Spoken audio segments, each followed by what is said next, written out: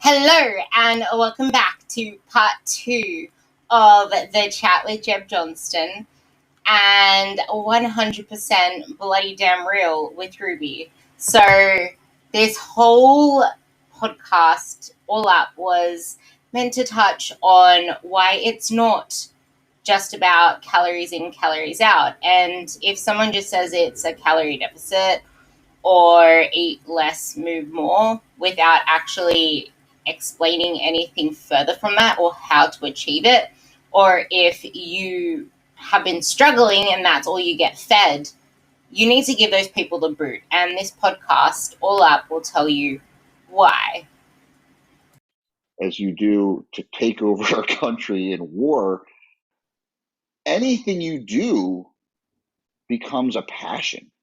And so if you can develop some kind of internalized care about every little aspect of that work and look at the work itself as the reward, it really changes everything, really. And again, there's a lot of Zen Buddhist uh, ideology that I throw in there as well. I mean, um, if I sweep a floor, that's there's that idea of work is godliness in a way. Like that is our connection with something other, and looking at work as the reward, it changes things. It changes things. If we're looking for the reward first, the work becomes a burden. When the work itself is the reward, the outcome just becomes an extra, a bonus. Yeah. That's that. Like, you look at that towards the whole like fat loss thing. It's like, okay, so if you're only looking to weigh this much on the scale, or if you want to lose this many kilos, you're gonna make a chore out of training. It's gonna be how many calories can I burn? And when Mhm. you don't feel like it one day, you're just not gonna show up because it's a chore to you. It's not something that you can actually enjoy doing because you're not finding joy in the process. And I'm pretty sure I spoke about this before too, but the neurology of like the neurology of the brain, the way the brain works is it drives off the dopamine circuit. And if you're only going to reward that end, what's pushing you to actually do the work, the process? But if you reward yourself in the process by celebrating your wins, by trying to line it up to, I actually want you to talk about this next, by lining it up to your values and what it brings you, there's your dopamine hit. Like, this makes you feel strong. This makes you show up better for your kids. This is actually giving time to you in your lifestyle of you never give time to yourself. But then how is that helping you? It's actually helping you show up. It's helping you feel more in control of everything because now your food feels more in line because you're actually giving yourself the time. Like, we didn't start off this way. Like you said yourself that you didn't start off in training. And if we compare ourselves to athletes, we don't know their starting story. We just see them where they're at. And then we can compare ourselves and beat ourselves up. But then they probably, maybe a lot of coaches as well. I'm not entirely sure because I don't follow those type of people, but there are probably a lot of coaches out there or a lot of influencers that preach this, or just do this, just do this. Maybe you can cut out this, or just accept everything, have all these different foods, you can have balance. Yeah, but they didn't start off that way. Maybe there was some restriction to start with until they gathered confidence in themselves. Maybe it's not as simple as just, okay, just do this with your training and then you're all good. No, maybe there were tears. They were going around the roundabout again and going back home on the way to that. Like, we all start somewhere. And you mentioned, like, we talked about this before I clicked record as well, is we're not athletes. We didn't do this shit in college. Like, most of you listening did not do this shit in college. We grew up with horrible habits. Well, probably not. It probably develops along the process of things happening to us, experiences that shaped who we are today and shaped our beliefs, our perceptions, and how we approach food now, how we approach exercise now. So you threw this sentence out where it's develop a process that is compatible with your values while in pursuit of your goal, but you're still focusing on the process because inconsistent perfection, you've never done this shit before. You can't expect to know how to do it. So how does that all fit in, and how can we work in our values, shave off what we think we want, but realize what our real values are so we can reward the process? Well, yeah, I mean, the big thing is like I send everyone like just a list of values, because that's the big thing is like we have to first determine what are values and what are not values. Like losing weight's not a value. Being skinny is not a value. A value is family. A value is community. A value is justice. A value is humor. There's also a thing that my one of my mentors, Dr. Lisa Lewis, she threw at me and had me do, and now I actually have all my clients do. Um, it's a website, viacharacter.org, I believe. But it's just a little strength test. So you go and you take this little test. It's an online test, is free, and they send you your results, and it gives you like your top strengths. And it's like 25 of them, I guess, but like your top four is what we usually go over, and then we look at the bottom four and see those things which aren't necessarily super compatible. But those strengths also often kind of veer into this values idea as well. And so what I like to do is to say like, okay, like what are your strengths? How can we look at those and see like, what is it that you value? And often those strengths, like in a lot of my clients, it might be kindness and compassion. And so we'll look at that and be like, okay, well, these, and let's look at your work. In your work, you do, oh, absolutely, you're engaged. Look at what you do for a living. You work at a nonprofit, or so you're helping people, and like these things all seem very in line with your values. So you're happy in your work environment, and you're super successful in your work environment. Now let's look at your nutritional like needs, and let's talk about your relationship with yourself. How kind are you to yourself? How compassionate? Oh, okay. Now we've figured out like, okay, like maybe you haven't aligned your values and your strengths into your work with yourself. So maybe if we can start to use those, this is what we're good at. We know this is your strengths, right? This is what has made you successful in your job. Can we take those strengths and apply them in our own lives? Can we act at home the way we act in the boardroom? Can we act with ourselves the way we act with our friends? And I bet you when we start to get more congruency in that, it becomes easier. Now, does this mean that you're going to do this values work and you're going to lose 50 pounds? No, absolutely not. But on those days when it becomes difficult, and you can say, and my friend Josh Hillis said this as well. He's a really, really, really awesome nutrition coach. Yeah, and he said, he says like if you can align your values, then when you go to make that decision, instead of being like, should I eat this food? Well, my goal is to lose 10 pounds. Because you guess what? You can say, like, well, I'll just eat less tomorrow. And that's always going to be the potential thing. But if you say, does this fit my values? Well, maybe it does. And then guess what? Then eat that donut, because if it fits your values and it's good in that moment, then we're golden. Like that's what you should do. But if it doesn't, it's going to be a lot easier to say no. And it's that kind of thing. Like if you say no a lot, maybe try saying yes sometimes. If you say yes a lot, try saying no sometimes. And see how that works and how that plays. But if it fits your values, if it is a values based decision, it's going to be a lot easier to make the decision and then not have any guilt or shame about that decision after the fact, because it is congruent with who you are and who you want to be as a person. How you say you give this to your clients, how exactly do you like help them develop that relationship with themselves? How do you allow them to put themselves in the driver's seat so that they can actually make the changes they want to make and sit in the discomfort? Like they're not going to be willing to sit in any discomfort if their relationship with themselves is shot, because they don't feel worthy enough to sit themselves. They don't feel worthy enough to do the self-awareness, to do the acceptance, because they're not worth it. They're not good enough. How can we develop that growth for them within themselves and outside of them to move forward? Well, we can't do any of it, right?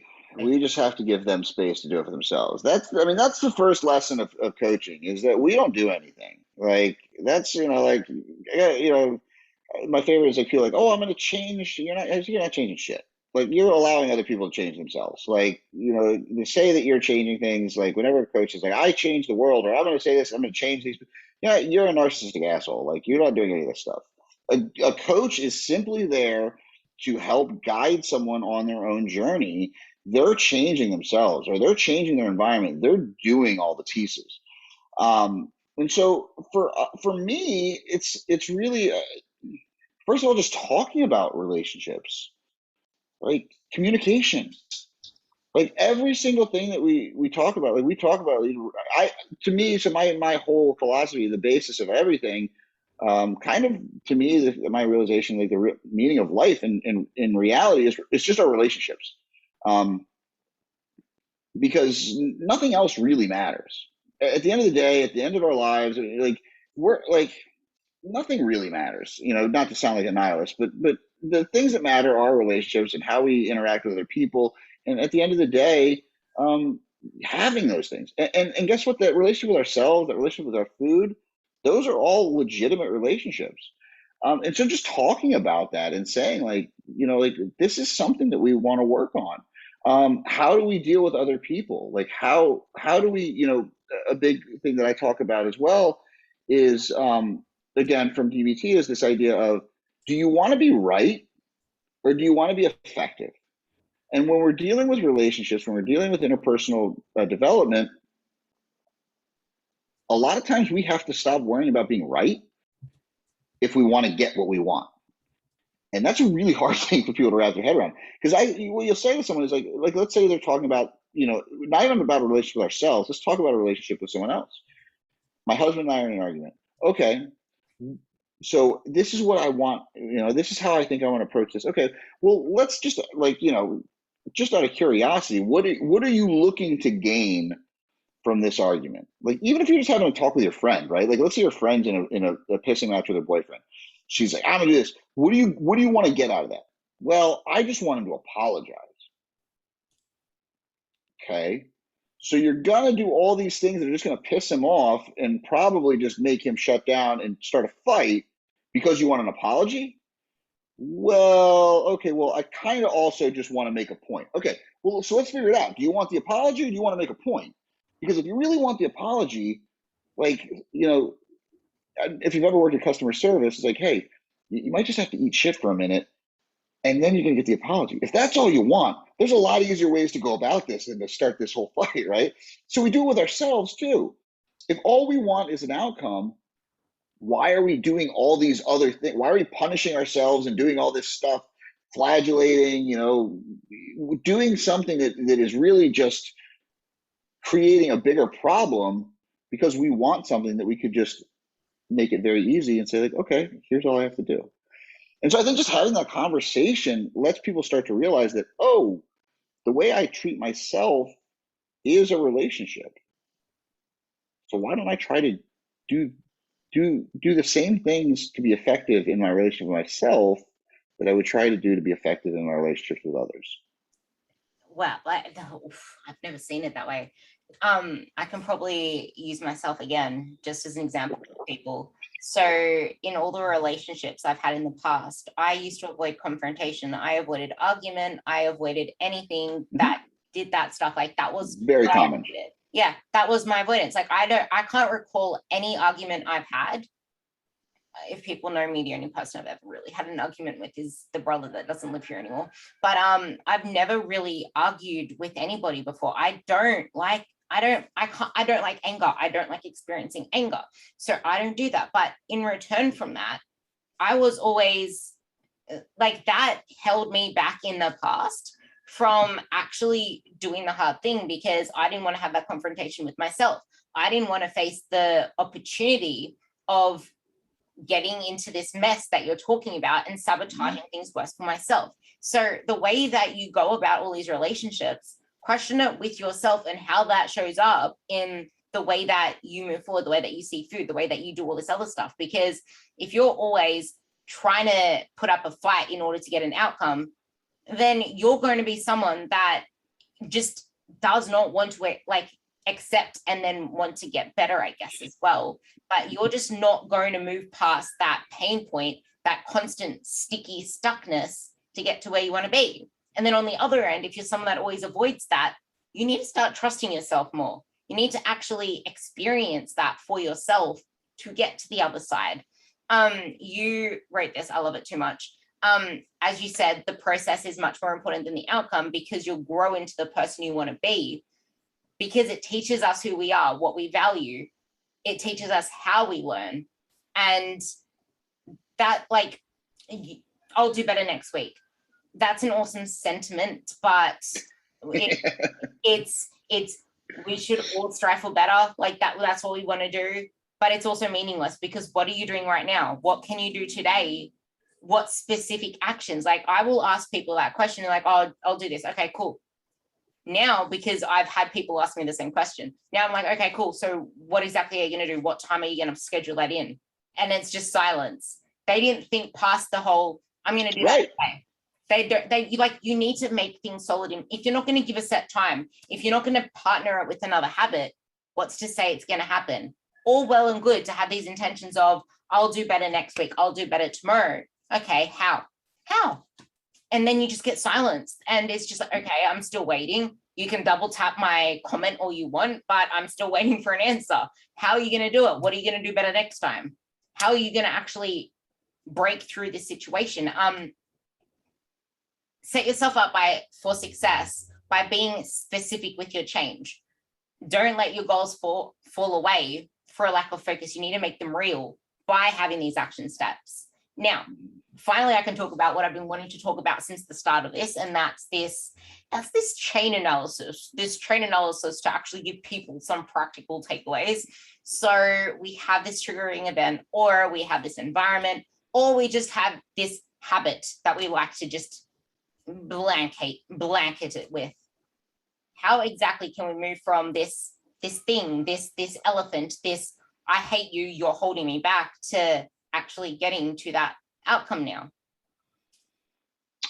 Well, so this chain analysis is awesome. We use it quite often. It's basically an entire module of my emotional eating course is kind of dedicated to using the strategy. And I've had some clients who actually will put it in a laminate so that they can dry erase it over. And I've made a couple sheets of my own. If you just like Google chain link analysis, there's a bunch of different sheets. I made one of my own just because it was a little bit more intuitive to use. It was a little easier, I think, the way I did it. But basically, if you envision a chain, like let's take a bike chain, just a regular chain, and there's one really big link. And that really big link is your unwanted behavior. For most of my clients, that's going to be an emotional eating episode. Some people might refer to it as a binge or a binge-like episode. That's the vernacular. We try to avoid talking too much about binge if it's not talking about disordered eating, but that's what people use the word, so I don't really shy away from it. So people will say binge. So let's say it's a binge. And that is the problematic behavior that you are looking to change. Well, most people say, okay, what happened? Well, I don't know what happened. I just started eating and I couldn't stop. Okay. So you don't know what happened, right? Well, it just came out of nowhere. I was like, well, good. The good thing is we know that it didn't, right? Every action has a previously triggering event. So we need to figure out what that is. Now, we might just know. We might be like, I had this conversation this morning that was, it brought up this thing that happened years ago that was really traumatic. And I think ever since that talk, I felt really bad.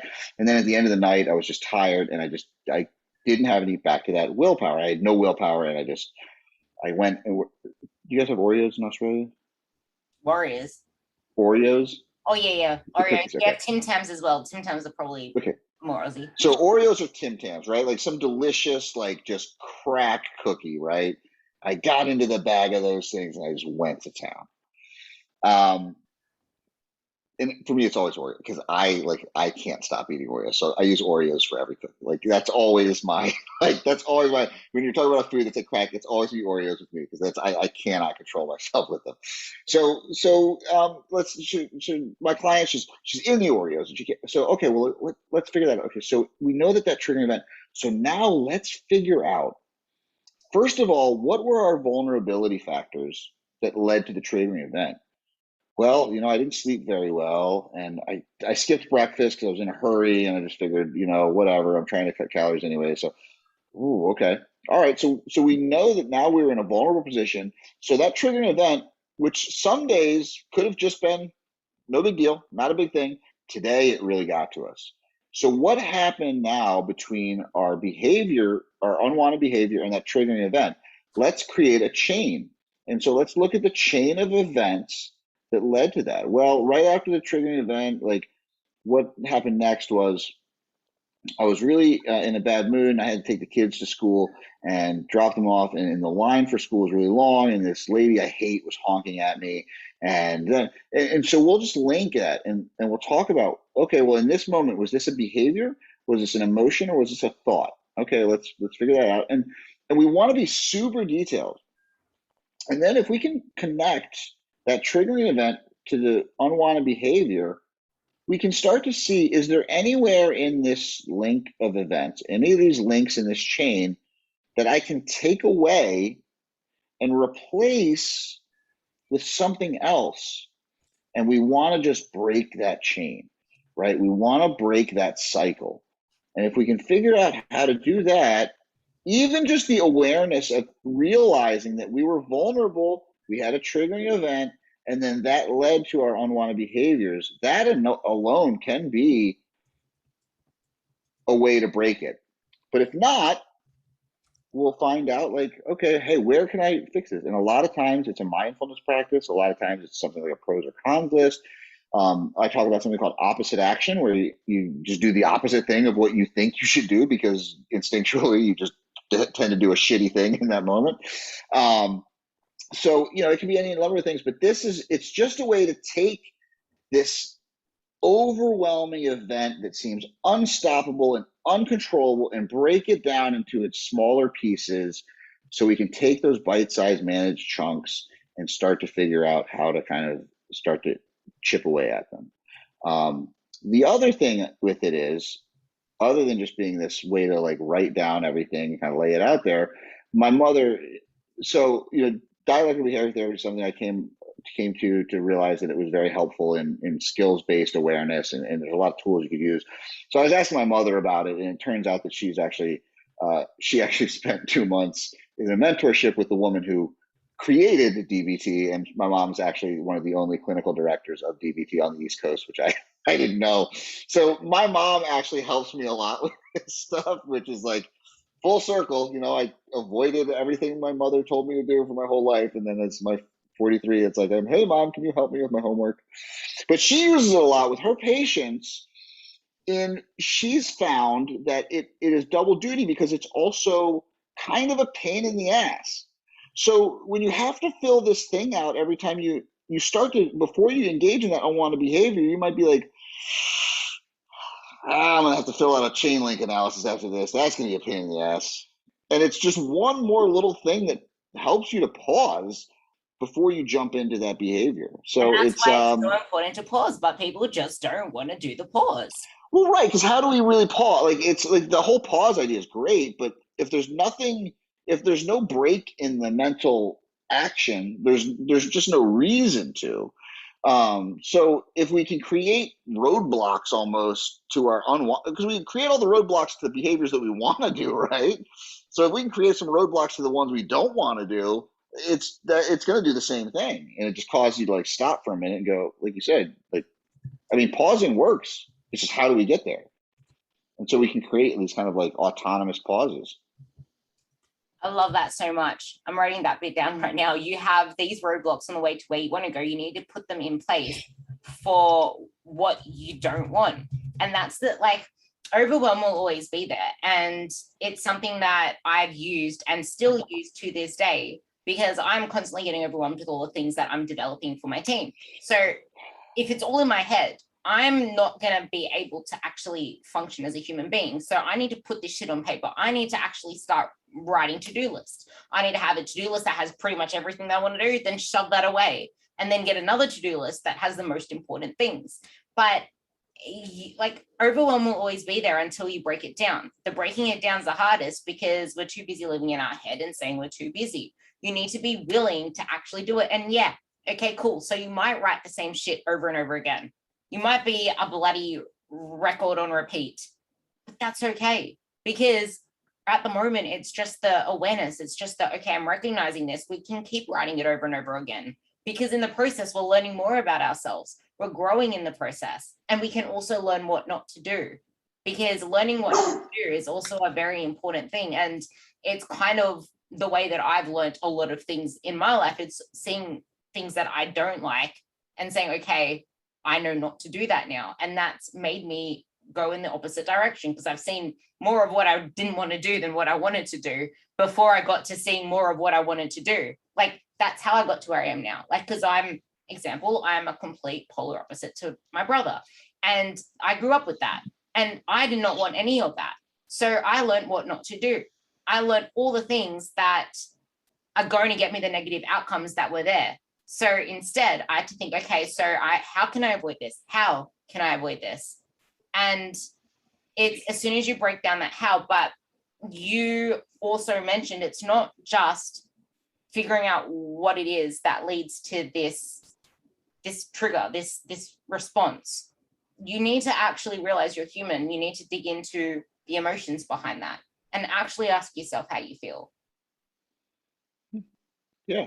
And so like pretty much everything boils down to identify, describe, and act, right? So like our emotions, like just identify the emotions in the moment, describe them with granularity. Steal that term from Lisa Feldman Barrett, who is I just the most like brilliant. Just such a fanboy, but you know she's a neuroscientist and a psychologist, so it just covers all the bases. But she says this idea of granularity, really describing something in detail after you've identified that emotion, describe it in detail, every single thing you can think about it, and then we can determine an action phase next. But until we identify our emotion, like we can't regulate our emotions without identifying them. I mean, everyone, that's the other thing. Everyone I work with gets an emotion wheel, and we're like, hey, like, you know what? Start to learn to pick these things off. I'm not great at being descriptive with my emotions because I don't really have a real varied depth of emotion. I'm not one of those people. There's clients of mine who can be like, yeah, this, I felt this, and and it's like they really can dig in and find those things. I have to have that wheel and be like, okay, I know red is mad. Like I know I fall in that most of the time. What kind of mad am I? And like that, but it's helpful. If I can identify that stuff, because guess what? Nothing that pisses me off is ever about someone else. It's always about me.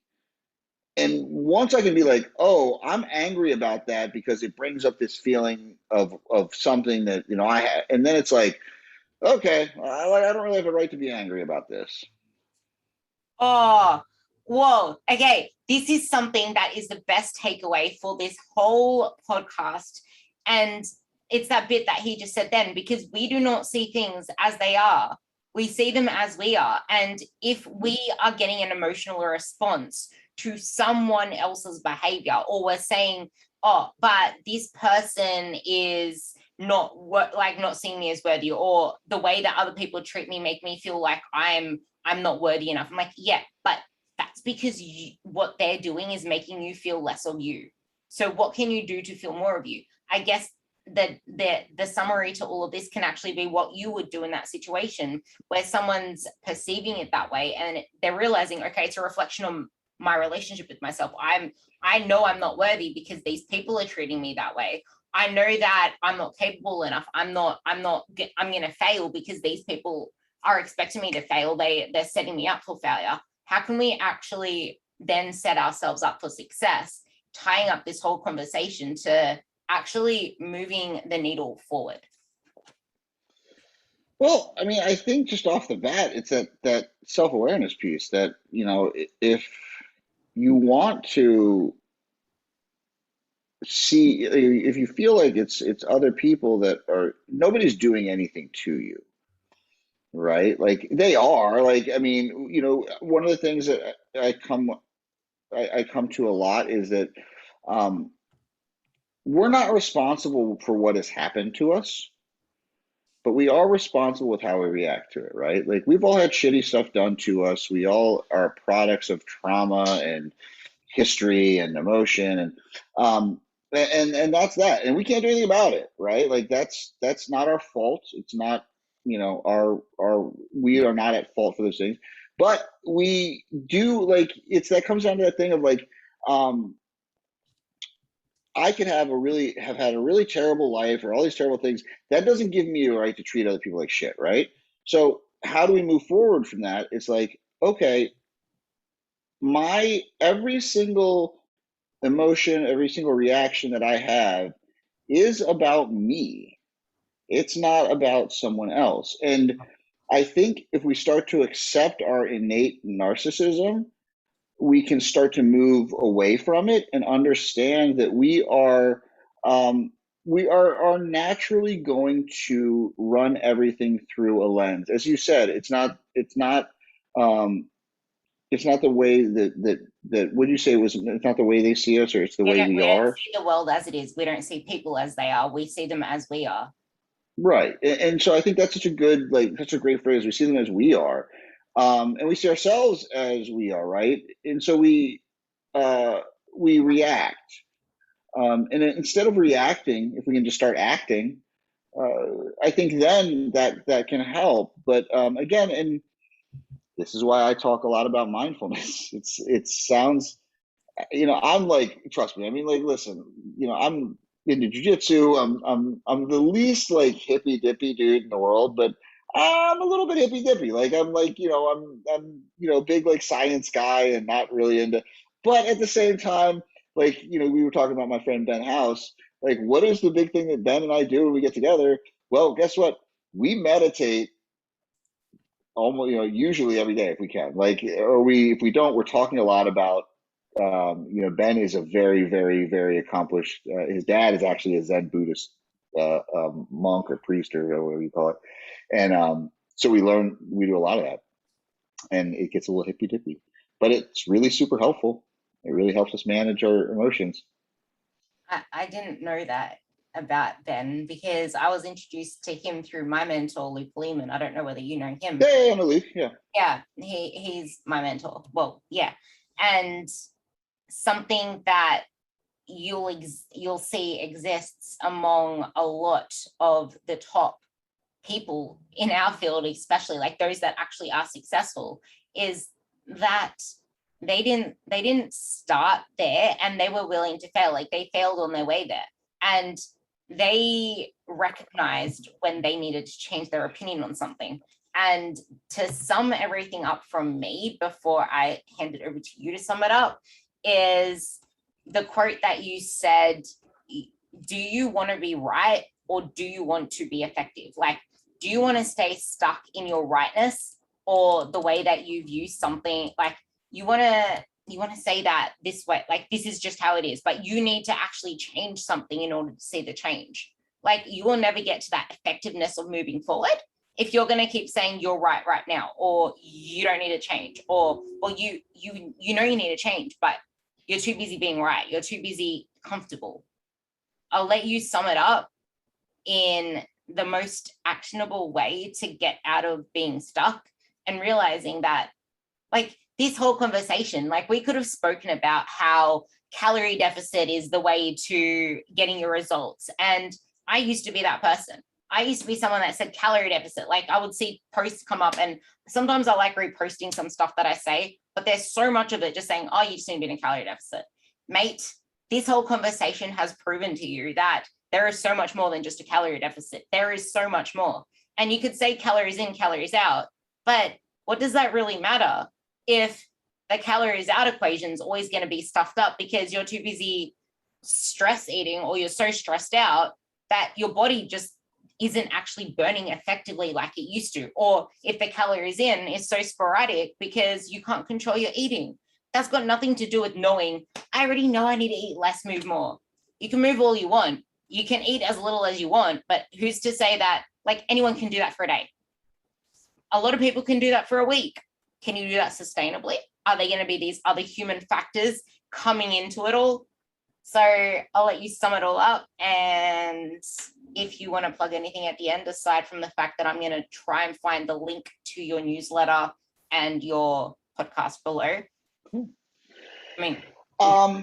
mean, just to piggyback on that, yeah, I mean, don't feel bad because trust me, I was the same person who was being like, you just need to be in a calorie deficit, like Seco, you idiots, like what's wrong with you? Just, and now I'm like, okay, so my bad, like that was stupid. I apologize for all that stuff I said. It's true, like, yes, you need to be in a calorie deficit. Unfortunately, it's how do we get people in the calorie deficit, right? And so yeah, it's a very strange place to be in, the place of like, I'm I have spent a lot of the last like 5 or 6 years like realizing how many things I was wrong about, and fortunately for me, I have surrounded myself with a group of just freaking amazing people who are just super, super smart and challenge me hard.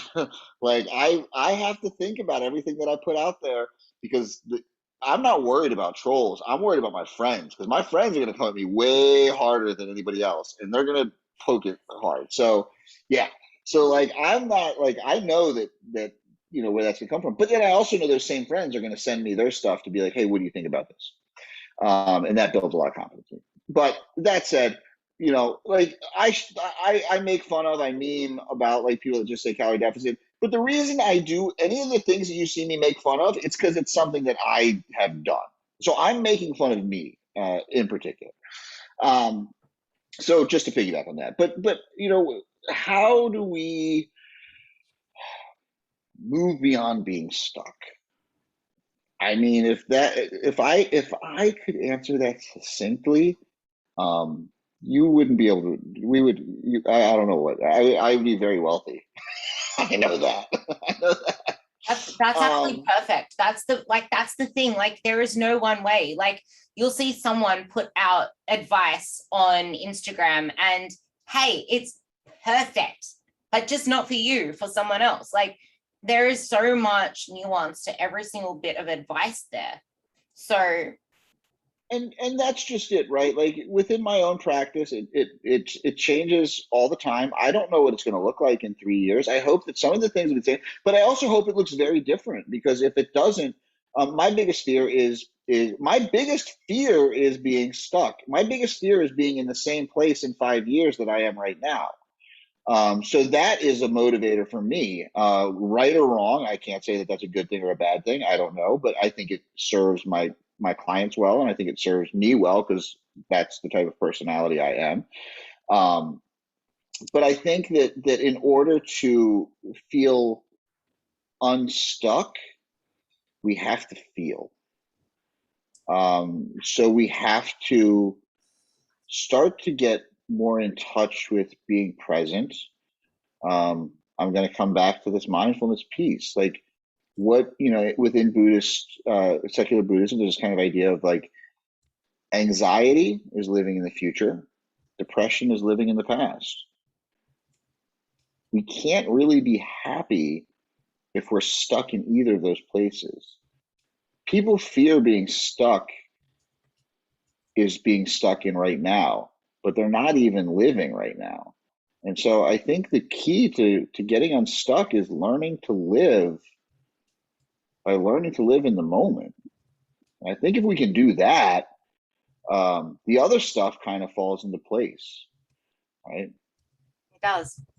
So, because if you're living in the moment, you'll realize that you can change, because you're not a tree. You're not actually stuck. You're like, you are in the now.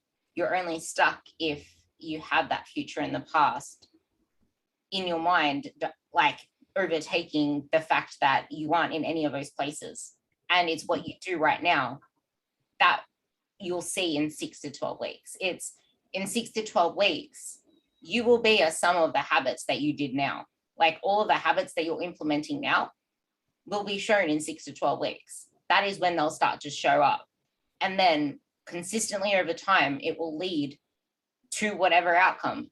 But along the way, you will change the way that you do your process. And that's the beauty of life. And that's why you just need to know where your sat nav is set and do things in line with that, because you will move forward.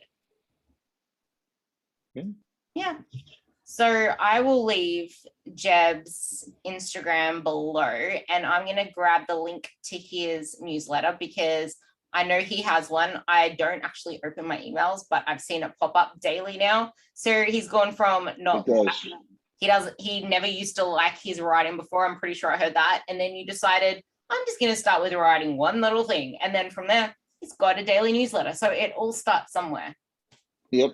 Yeah. So I send out, you'll get a daily email Monday through Thursday. It's just like some small, I based the newsletter on Seth Godin's, because sometimes his are like 3 sentences, sometimes they're like 5 paragraphs, but they're always actionable, like just good stuff. And I try to give stuff to people that they enjoy, but also if you sign up, it's the website is foodonthemind.com. But if you sign up, you get, like, I have a little mindful eating guide as well that it's like a little thank you. And I also announce like anytime I'm actually taking new clients, it goes to my newsletter, to my email list, because I'm usually full. I'm always full. And so in order to kind of get on that, it goes to my email list. I don't actually talk about that stuff on social media. So my social media is just like me. I don't know. I don't even know what social media is. I just use Instagram. I hate Facebook so much. So it's now memes, Twitter posts, and I'm getting back into doing songs on there. So I'm playing guitar, and I need to get back to it. I need to record some more because I'm trying to just make myself play. Saw that. Okay, cool. I got the podcast link now and your Instagram. I'll put that down below. Thank you so much for coming on. We had such an amazing chat, and I'm sure you guys took away so much from this, because the wealth of the depth of knowledge in this area is so deep, because there is no bottom. It's just a black hole pretty much, because it can go anywhere, and it all depends on you. You make the universe.